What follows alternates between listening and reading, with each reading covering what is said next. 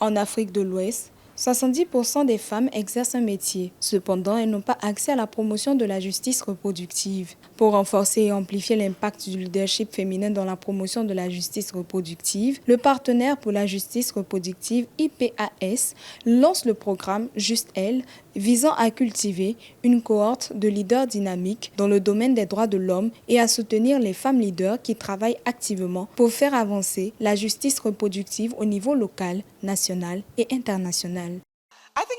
Je pense qu'il est important de savoir que tous les grands engagements mondiaux se concentrent désormais sur l'égalité entre les hommes et les femmes en fonction de leurs préoccupations thématiques et politiques ancrées dans une série de normes, de règles et d'engagements internationaux, régionaux et nationaux. Le travail que vous faites n'est pas seulement un travail social, c'est un droit. Vous traitez des droits et vous devez les ancrer sur des droits. Et ces droits sont ancrés dans les lois de votre pays.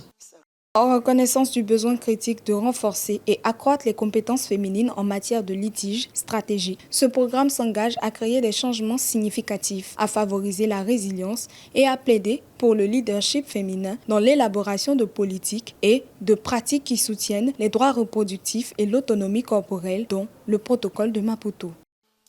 Nous le faisons également avec le soutien de l'instrument qui découle de cette charte. Le plus important est le protocole de Maputo. Ces diverses innovations en matière de droits des femmes, notamment les dispositions légales contre les mutilations génitales féminines, l'autorisation de l'avortement médical en cas de viol et autres, je pense qu'il est également important de faire ce plaidoyer. Le protocole de Maputo selon le contexte et les réalités de l'Afrique. Il prend en considération nos réalités et s'appuie sur les instruments existants.